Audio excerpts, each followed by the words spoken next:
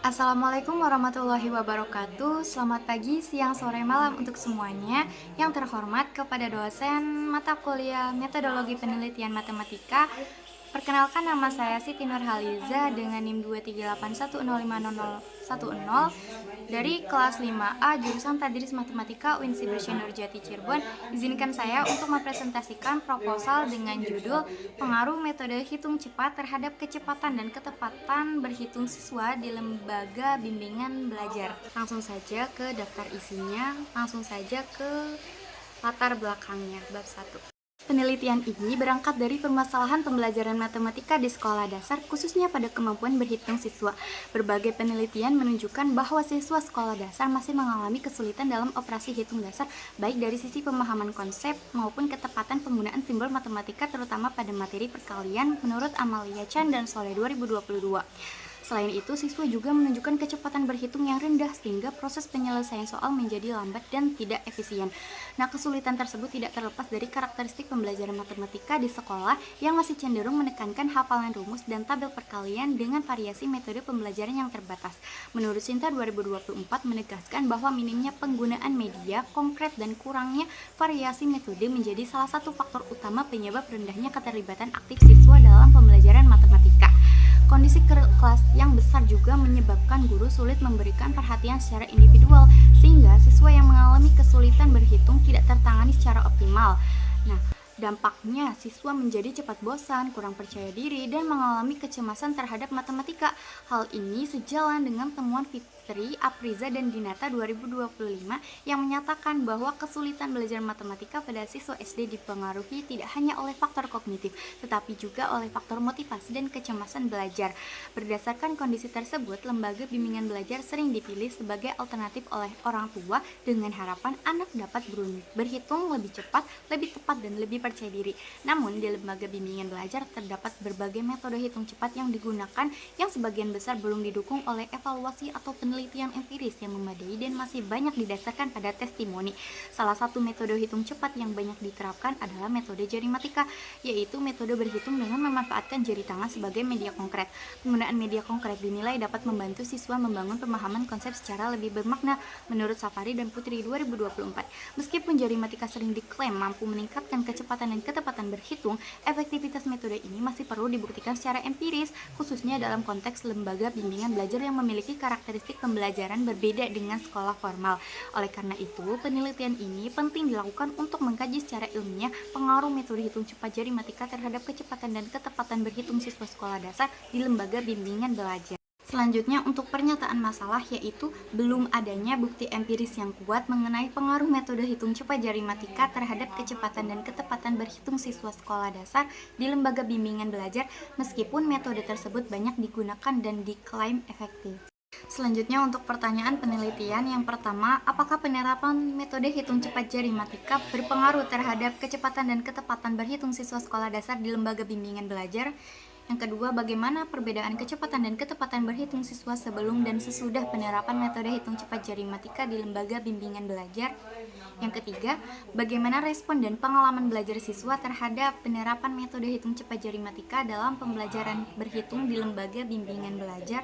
Nah, untuk relevansi dan pentingnya penelitian, yang pertama, penelitian ini mengkaji efektivitas metode jarimatika di lembaga bimbingan belajar yang masih jarang diteliti. Yang kedua, metode jarimatika banyak digunakan, namun klaim efektivitasnya belum banyak dibuktikan secara empiris. Yang ketiga, penelitian ini penting untuk memastikan peningkatan kecepatan dan ketepatan berhitung siswa, bukan hanya kecepatan semata.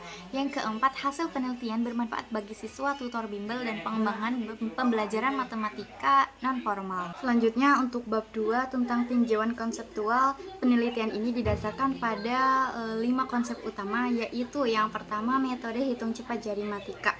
Nah, metode hitung cepat jarimatika merupakan metode berhitung yang memanfaatkan jari tangan sebagai media konkret untuk membantu siswa melakukan operasi hitung dasar secara lebih mudah, cepat, dan terkontrol. Yang kedua, yaitu kecepatan berhitung. Kecepatan berhitung yaitu kemampuan siswa menyelesaikan operasi hitung dalam waktu singkat dengan prosedur yang lancar. Yang ketiga yaitu ketepatan berhitung. Ketepatan berhitung kemampuan siswa menghasilkan jawaban yang benar sesuai aturan operasi hitung. Kecepatan dan ketepatan merupakan dua indikator yang saling berkaitan. Yang keempat yaitu pembelajaran di lembaga bimbingan belajar, memiliki karakteristik kelas yang kecil, pembelajaran intensif, dan target keterampilan yang spesifik, sehingga menjadi konteks yang relevan untuk mengkaji efektivitas metode hitung cepat. Yang terakhir yaitu keterkaitan konsep. Metode hitung cepat jari matika dipandang sebagai variabel yang memengaruhi kecepatan dan ketepatan berhitung siswa dalam konteks pembelajaran matematika di lembaga bimbingan belajar. Selanjutnya, tinjauan teori. Saya menggunakan dua teori. Yang pertama, teori konstruktivisme. Menurut Piaget 1970, pengetahuan dibangun secara aktif oleh siswa melalui pengalaman belajar. Metode jari matika sejalan dengan teori ini karena siswa tidak hanya menghafal tetapi membangun pemahaman berhitung melalui aktivitas konkret menggunakan jari, sehingga pembelajaran menjadi lebih bermakna. Nah, teori yang kedua yaitu teori tahap perkembangan kognitif Piaget. Siswa sekolah dasar berada pada tahap operasional konkret, yaitu memahami konsep melalui benda nyata atau representasi konkret menurut Piaget 1970. Penggunaan jari dalam jari matika sesuai dengan tahap perkembangan ini sehingga mendukung peningkatan kecepatan dan ketepatan berhitung siswa. Nah, untuk tinjauan riset terdahulu, yang pertama ada dari Amelia dan Ayun tahun 2023 yang menyatakan bahwa jari matika meningkatkan kemampuan perkalian serta minat dan motivasi belajar siswa SD. Lalu selanjutnya Ratna Puspita Indah 2015 menyatakan penerapan jari matika meningkatkan rata-rata nilai berhitung siswa SD. Yang ketiga dari Siti Apso 2025 menyatakan jari matika meningkatkan kecepatan berhitung, waktu pengerjaan soal menurun setelah penerapan. Yang keempat, Husnul Khotimah et al. 2024 yang menyatakan jari matika efektif meningkatkan numerasi dan mudah dipahami siswa SD. Yang kelima dari Rahayu dan Utami tahun 2022 menyatakan jari matika meningkatkan motivasi belajar siswa dalam operasi hitung. Dan yang terakhir Studi Pengabdian yang menyatakan jari matika meningkatkan kepercayaan diri dan sikap positif terhadap matematika, bersikap deskriptif. Selanjutnya untuk kerangka pikir di sini ada diagram. Yang pertama itu penelitian ini berangkat dari permasalahan pembelajaran matematika di sekolah dasar dikarenakan siswa yang masih mengalami kesulitan berhitung yang ditandai dengan lambatnya perhitungan, banyaknya kesalahan, dan rendahnya kepercayaan diri. Lalu yang kedua, permasalahan tersebut diperkuat oleh keterbatasan pembelajaran di sekolah dikarenakan jumlah siswa yang besar, metode yang monoton, dan pembelajaran yang cenderung berfokus pada hafalan. Yang ketiga, kondisi tersebut mendorong peran lembaga bimbingan belajar sebagai alternatif pembelajaran dikarenakan memiliki kelas kecil, pembelajaran yang lebih intensif, dan target capaian yang spesifik. Keempat, dalam lembaga bimbingan belajar diterapkan metode hitung cepat jari matika dikarenakan metode ini menggunakan media konkret berupa jari tangan yang sesuai dengan karakteristik siswa sekolah dasar. Kelima, penerapan metode jari matika diduga mempengaruhi kemampuan berhitung siswa dikarenakan kemampuan tersebut dapat dilihat dari kecepatan berhitung dan ketepatan berhitung. Terakhir, penelitian ini menggunakan metode mixed methods dikarenakan diperlukan data kuantitatif untuk mengukur peningkatan hasil serta data kualitatif untuk memahami proses dan respons siswa. Selanjutnya untuk hipotesis penelitian yaitu penerapan metode hitung cepat jari matika berpengaruh positif terhadap kecepatan berhitung siswa sekolah dasar di lembaga bimbingan belajar. Dan penerapan metode hitung cepat jari matika berpengaruh positif terhadap ketepatan berhitung siswa sekolah dasar di lembaga bimbingan belajar. Selanjutnya bab 3 bagian desain penelitian. Penelitian ini menggunakan metode campuran mixed methods dengan pendekatan sekuensial eksplanatori. Yang kedua, tahap kuantitatif dilakukan terlebih dahulu untuk menguji pengaruh metode hitung cepat jari matika terhadap kecepatan dan ketepatan berhitung siswa.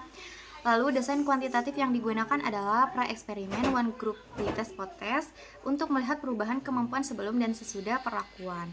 Selanjutnya, tahap kualitatif digunakan sebagai pendukung untuk memahami konsep pembelajaran dan respons siswa melalui observasi dan wawancara. Terakhir, desain ini dipilih agar hasil penelitian tidak hanya terukur secara statistik, tapi juga dipahami secara mendalam dari pengalaman belajar siswa di lembaga bimbingan belajar. Selanjutnya untuk subjek atau sampel penelitian. Yang pertama, subjek penelitian yaitu siswa sekolah dasar yang mengikuti pembelajaran matematika dengan metode hitung cepat jari matika di lembaga bimbingan belajar. Kedua, populasinya yaitu seluruh siswa SD yang aktif mengikuti program hitung cepat di lembaga bimbingan belajar. Yang ketiga, sampelnya itu 25 siswa kelas 2 sampai kelas 4 SD disesuaikan dengan kondisi lapangan. Keempat, teknik sampling, purposive sampling karena hanya siswa yang mengikuti program jari matika yang relevan dengan tujuan penelitian. Nah, untuk kriteria siswanya, yang pertama kriteria inklusi yaitu siswa aktif di bimbingan belajar, mengikuti pembelajaran jari matika secara rutin, bersedia mengikuti pretest potes. Nah, kriteria eksklusinya itu tidak mengikuti pembelajaran secara lengkap, tidak mengikuti salah satu tahap penelitian, kehadiran tidak konsisten, subjek kualitatifnya, beberapa siswa terpilih dari sampel dan tutor bimbingan belajar untuk pendalaman data. Lalu untuk bagian instrumen penelitiannya ada 4 instrumen. Yang pertama, tes kecepatan dan ketepatan berhitung. Bentuknya soal operasi hitung dasar, pretest potes. Lalu kecepatannya adalah waktu pengerjaan, ketepatannya adalah jumlah jawaban yang benar. Validitasnya validitas isinya expert judgment. Nah, yang kedua, lembar observasi itu mengamati keaktifan, keterlibatan siswa dan penggunaan jari matika, bentuknya checklist dan catatan deskriptif. Tiga, yaitu pedoman wawancara, subjeknya siswa dan tutor, fokusnya pengalaman belajar, respon, dan efektivitas jari matika. Keabsahannya triangulasi data. Lalu yang terakhir yaitu ada dokumentasi, kehadiran, hasil pekerjaan siswa dan dokumentasi pembelajaran, dan sebagai data pendukung juga. Selanjutnya untuk prosedur pengumpulan data ada 4 tahap. Yang pertama, tahap persiapan yaitu penyusunan instrumen berupa tes, observasi, dan wawancara. Yang kedua ada perizinan penelitian dan validasi instrumen. Yang ketiga ada penentuan sampel dan jadwal penelitian. Nah, yang kedua ada tahap kuantitatif yaitu pelaksanaan pretest, yaitu selanjutnya penerapan metode hitung cepat jari matika. Yang ketiga pelaksanaan potes. Yang ketiga ada tahap kualitatif yaitu observasi pembelajaran, selanjutnya wawancara siswa dan tutor, selanjutnya pengumpulan dokumentasi. Terakhir ada pengorganisasian data yaitu pengelompokan data kuantitatif dan pengundian data kualitatif.